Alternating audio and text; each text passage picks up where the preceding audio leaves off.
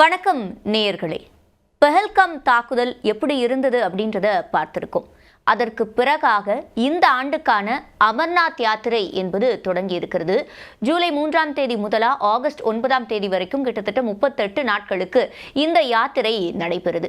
பஹல்காம் தாக்குதலுக்கு பிறகு நடைபெறும் யாத்திரை அப்படின்றதுனாலேயே வழக்கமாக இருக்கக்கூடியதை விட இந்த ஆண்டு செக்யூரிட்டி அப்படின்றது ரொம்ப முக்கியத்துவம் வாய்ந்ததாக இருக்கும்.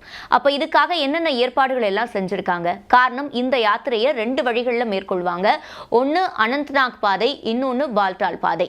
இந்த அனந்த்நாக் பாதை தான் முக்கியத்துவம் வாய்ந்தது. ஏன்னா அங்கதான் பஹல்காம் இருக்கு.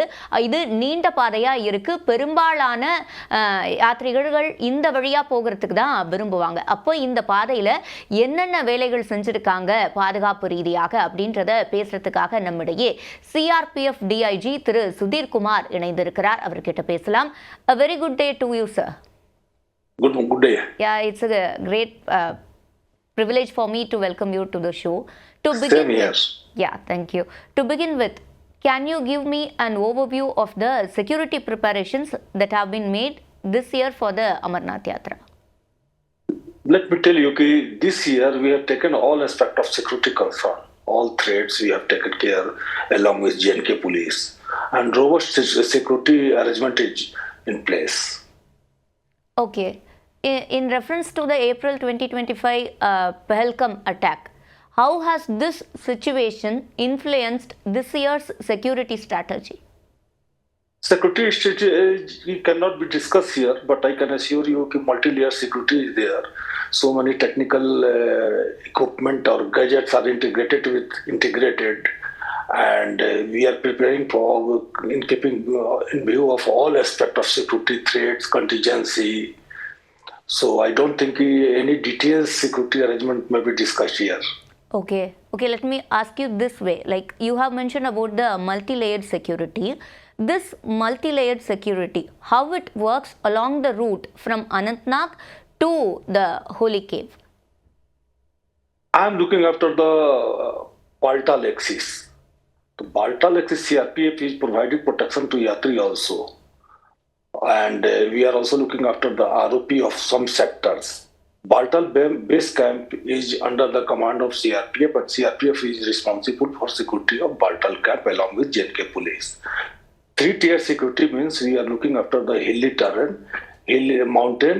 After that, intermediate security is also there, and close security is also there to check access control and all these things. Okay. Also, what are the surveillance tools used? Because like there is a no-fly zone restriction also. So how the drones are used for the real-time tracking? After information to all security forces, drones are being used temporarily and sometimes when needs required. However, we have placed CCTV camera and facial recognition system all where in the main route point of the yatra. Yeah, okay. So also I wanted to ask this common question, like comparing the previous years, is there a reduction in the number of pilgrims going to the yatra this year? No. As far as today is concerned, robust turnout had been witnessed. And still people are coming across all over the India. So far, almost 130,000 people have already made darshan to Holy Cave. So far, people are coming with enthusiastic and in large number.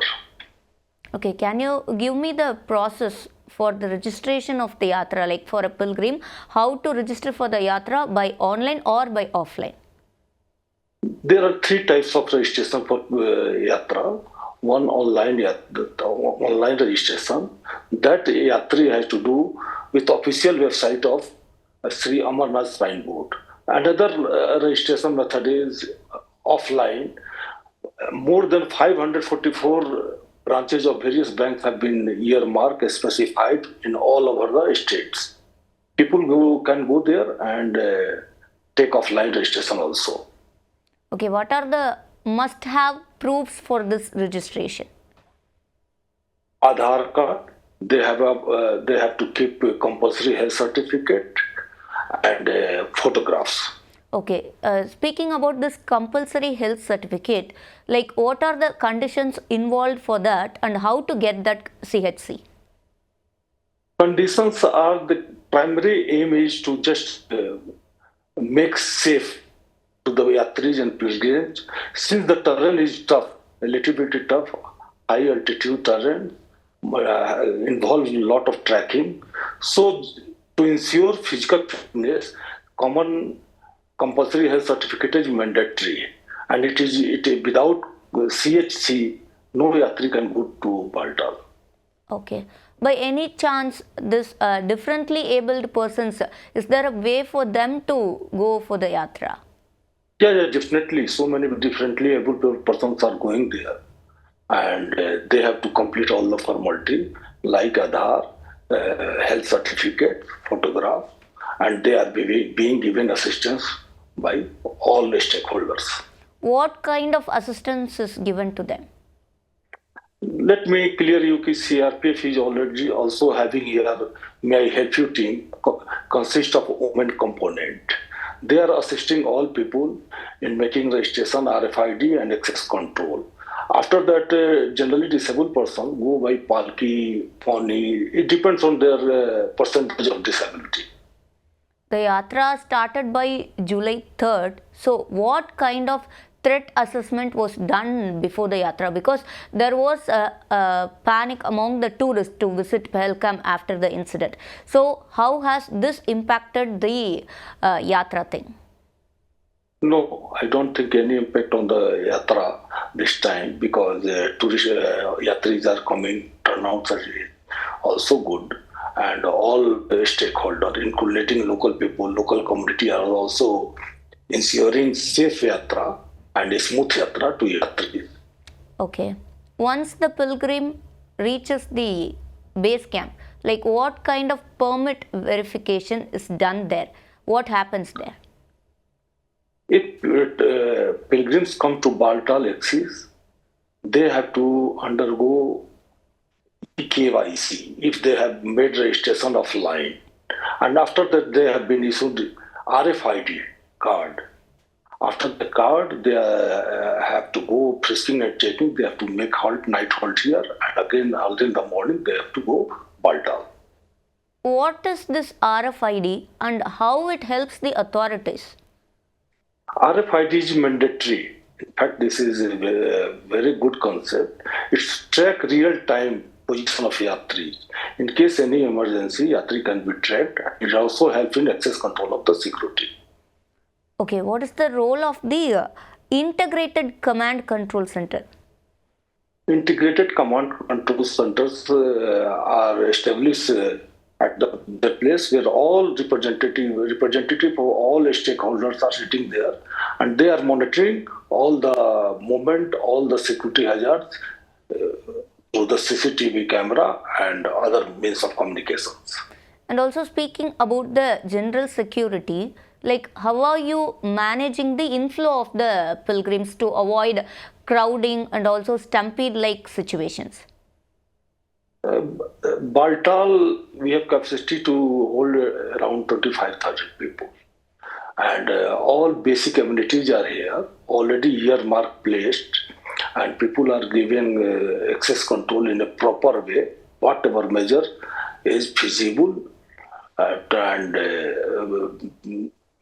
we ensure minimum inconvenience to people and maximum protection.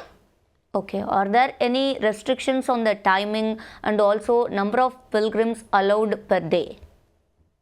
Yeah, that depends on weather condition. There are so many factors, but generally we allow 15,000.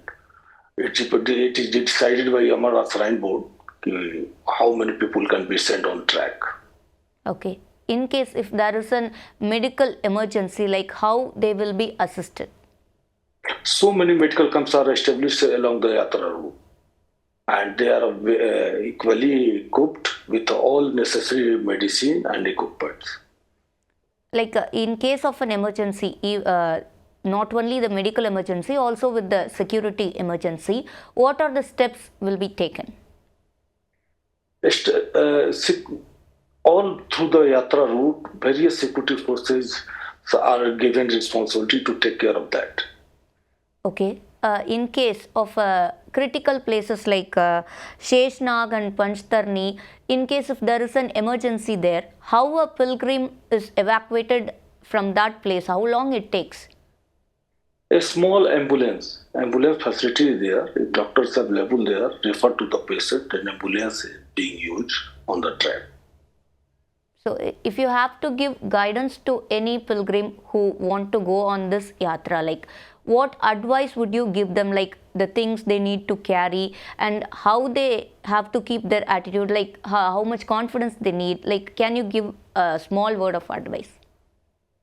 Just go through the do's and don'ts of Amarnath signboard website, and I will advise that just whenever plan to come here, kindly keep weather condition in mind, because it involves tracking.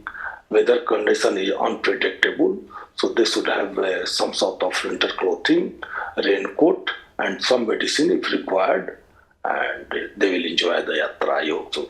Okay, so thank you so much. This Anantnag yatra is not just a spiritual journey, it's also it involved a mass logistical and security operation too. Like CRPF plays a major role in this.